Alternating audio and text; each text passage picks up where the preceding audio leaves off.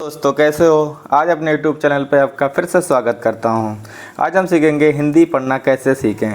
बिल्कुल आसान तरीके से हिंदी पढ़ना सीखेंगे। आज हम सीखेंगे पार्ट 7 एकलव्य के बारे में। किसके बारे में? एकलव्य के बारे में सीखेंगे, जिसका अंगूठा कट गया था। और किताब का नाम है महान व्यक्ति, क्लास 6 की एक किताब है। चलिए शुरू करते हैं इस कहानी से, देखने क्या उद्देश्य मिलता है। और अच्छी कहानी बहुत है, तो कहानी के साथ साथ हम हिंदी पढ़ना सीख जाएंगे और स्टोरी भी अच्छे से आ जाइए। चलिए शुरू करते हैं। तो देख सकते हैं स्टोरी में क्या दे रखा है। एक पेड़ पर कुछ बच्चों को सिंदूर जैसा लाल एक फल लटकता हुआ दिखाई पड़ा। सभी बालक उसे पाने के लिए चेष्टा करने लगे, किंतु फल इतनी ऊंचाई पर था कि किसी प्रकार हाथ नहीं लगा। इन्हीं में से एक बालक बोला, तुम लोग व्यर्थ क्यों समय बर्बाद कर रहे हो?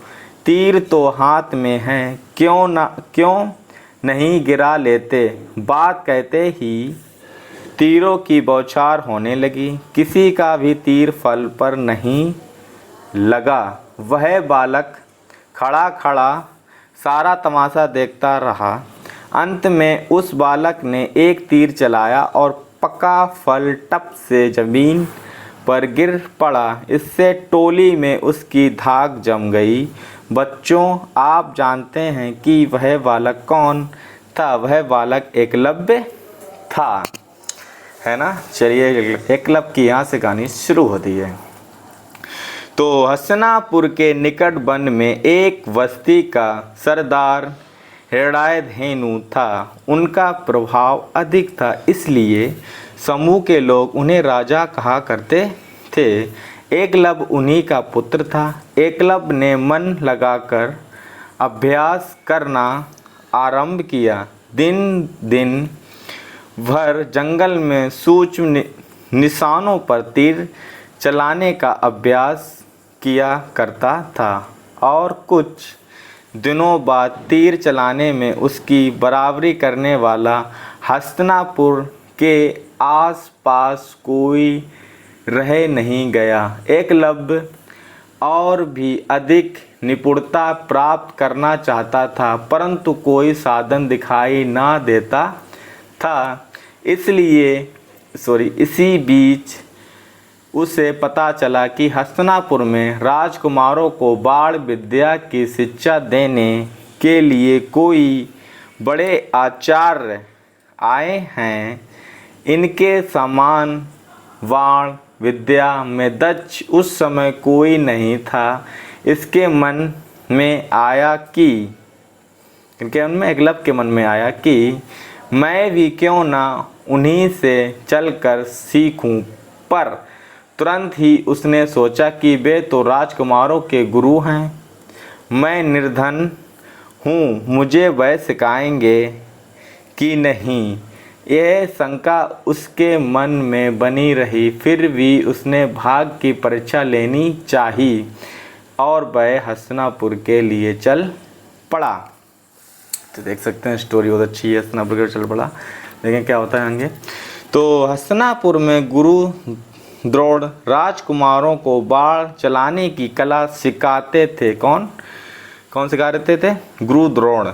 किसको? राजकुमारों को, जिसकी बाण चलाने की कला सिखाते थे। वे बाण विद्या और आचार्य थे, इसलिए उनका नाम द्रोणाचार्य हो गया। क्या नाम हो गया? द्रोणाचार्य हो गया। कहा जाता है उनके जैसा बाण चलाने वाला कोई नहीं था। दोपहर में समय गुरु तथा पांडु वंश के राजकुमार और अन्य प्रांतों के राजकुमार बाण चलाने का अभ्यास कर रहे थे। रंगभूमि के भीतर जाने का साहस न होने के कारण एकलव्य वहां पहुंचने के बाद वहीं खड़ा राजकुमारों का अभ्यास देखने लगा और देखने में इतना लीन हो गया कि अपने को भी भूल गया। राजकुमारों में बाण चलाने में अर्जुन सर्वश्रेष्ठ थे। एकलव्य ने देखा कि एक अंगूठे पर मिट्टी की एक चिड़िया रखी है तथा थोड़ी दूर पर दूसरे खूंटे पर तीर की एक चूटी लगी है। निश्चित दूरी से इस प्रकार तीर चलाना है कि वह चूड़ी के भीतर होता हुआ चिड़िया की आँख भेद दे।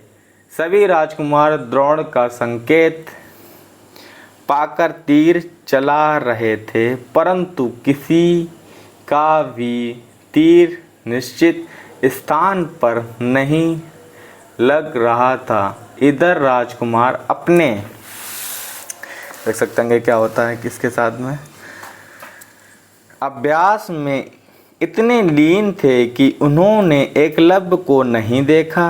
अंत में जब एक राजकुमार का तीर आँख छूकर पृथ्वी पर गिरा तो एकलव्य से ना रहा गया, उसके मुख से निकल पड़ा, वाह वाह, केवल थोड़ी कुशलता की और आवश्यकता थी। ये किसने कहा? एकलव्य ने कहा। ये सुनकर सबका ध्यान द्वार की ओर गया। वहाँ उन्होंने देखा कि युवक खड़ा है, चौड़ा कंधा है, शरीर के सब अंग सुडौल मानो किसी सांचे से ढले हैं। तीर और धनुष भी हैं, किंतु शरीर पर केवल धोती है। द्रोणाचार्य की भी दृष्टि उधर गई। सब लोग एक टक उधर देखने लगे। आचार्य ने उसे संकेत से बुलाया। एकलव्य उनके पास गया और चरण छूकर प्रणाम करके खड़ा हो गया। द्रोणाचार्य ने ध्यान से उसे सिर से पांव तक देखा और पूछा, तुम निशाना लगा सकते हो? यह प्रश्न सुनकर उसने कहा, हाँ मैं लगा सकता हूँ। और फिर कुछ पूछे बिना ठीक स्थान पर जाकर उसने तीर चलाया और तीर आँख भेदता हुआ निकल गया। सब लोग चकित हो गए। द्रोणाचार्य के पूछने पर उसने अपना नाम एकलव्य बताया। तो यहाँ शुरू कहानी होती है किसकी? एकलव्य की। तो द्रोणाचार्य इस बालक के कौशल से प्रसन्न हुए। इससे प्रसन्न हुए। परिचय पूछने के बाद आने का कारण पूछा। एकलव्य ने धनुष विद्या सीखने की अभिलाषा व्यक्त की। द्रोणाचार्य ने इस विषय में अपनी व्यवस्था व्यक्त की। एकलव्य की सारी आशाएं क्षण भर में नष्ट हो गईं। बड़ी निराशा और दुख भरे स्वर में उसने कहा, मैं तो आपको गुरु मान चुका हूँ। इतना कहकर उनके चरण छूकर वह चला गया। जंगल में एक स्थान पर उसने द्रोणाचार्य की मिट्टी की मूर्ति बनाकर स्थापित की। वह प्रातः काल और संध्या समय उसकी पूजा करता और दिन भर बाण चलाने का अभ्यास करता। कौन? एकलव्य, है ना। यहाँ तो बच्चों को हिंदी सिखाओ तब भी नहीं सीखते हैं, लेकिन उसने क्या किया? मूर्ति बनाई, उससे ही वो सीखने लगा। बहुत दिनों के बाद जब राजकुमार बाण विद्या में निपुण हो गए तब जंगल में शिकार खेलने गए। घोड़े पर ये लोग एक हिरण का पीछा कर रहे थे कि अचानक बाणों की वर्षा हुई और जो जहाँ था वहीं रह गया। राजकुमार घोड़ों से उतरे। उन्होंने देखा कि घोड़े के पैरों के चारों ओर बाण पृथ्वी में घुसे हैं। घोड़े चल नहीं सकते। आगे बढ़ने पर जटाधारी एक युवक मिला जो एक मूर्ति के सम्मुख बैठा था। राजकुमारों ने पूछा, श्रीमान आपने धनुष विद्या कहाँ से सीखी? एकलव्य ने कहा, आप मूर्ति किससे कहा?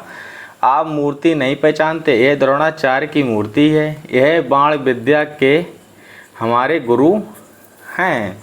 तो राजकुमारों को बड़ा आश्चर्य हुआ, क्योंकि द्रोणाचार्य ने उससे कहा था कि तुम राजकुमारों के अतिरिक्त हम किसी को बाण विद्या नहीं सिखाते। लौटकर उन्होंने सारी कथा आचार्य को सुनाई। द्रोणाचार्य जी शिष्यों के साथ उस स्थान पर गए। एकलव्य ने द्रोणाचार्य को देखा और भक्ति तथा श्रद्धा से उनके चरणों पर गिर गया। उसने कहा, आप मुझे नहीं पहचानोगे, मैं वही एकलव्य हूँ जिसे आपने शिक्षा देने से मना कर दिया था द्रोणाचार्य ने। तो उसने सीख के मानी है ना। हाँ, तुमको सिखाते रहो तो भी नहीं सीखते हो। तो देख सकते हैं स्टोरी कहाँ ले जाती है। तो स्वीकार नहीं किया था, क्या नहीं किया था? स्वीकार नहीं किया था। आपको तो मैंने गुरु मान लिया था, यह आपकी प्रतिमा है। आपकी कृपा से मैंने आज बाण चलाने में सफलता प्राप्त कर ली है। तो द्रोणाचार्य ने सोचा कि मैंने अर्जुन को आशीर्वाद दिया था कि तुम्हारे समान संसार में तीर चलाने वाला दूसरा कोई ना होगा। तो द्रोणाचार्य ने कहा, तुम्हारी कला और गुरु भक्ति देखकर बड़ी प्रसन्नता हुई, अब हमें गुरु दक्षिणा दो। तो एकलव्य ने कहा, आज्ञा दीजिए गुरुवर। द्रोणाचार्य ने कहा, मुझे कुछ नहीं चाहिए, केवल अपने दाहिने हाथ का अंगूठा दे दो।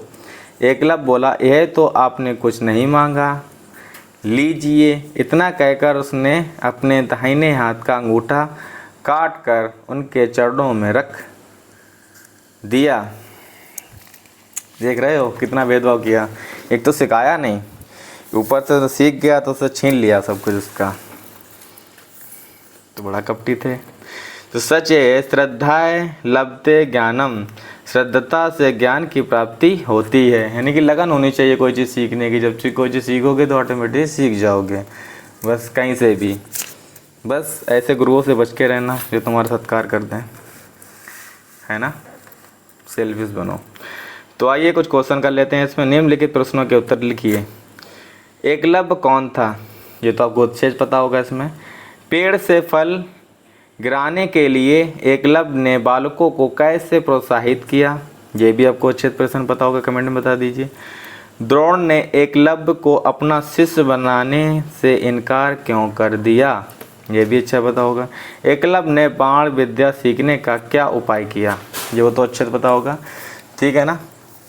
तो आए आपको ये स्टोरी अच्छी लगी होगी ना। एकलव्य की बहुत प्राइवेट बच्चे था जो भी कोई सीखना चाहता है वो सीख ही जाता है, लेकिन द्रोणाचार्य ने उसका विश्वासघात किया, उसका सब कुछ लिया झटके में। ये चीज़ नहीं होनी चाहिए। तो ठीक है, मिलते हैं अगले वीडियो में। ऐसे ही देखते रहिए। थैंक यू फॉर वॉचिंग मी। मिलते हैं नेक्स्ट वीडियो में।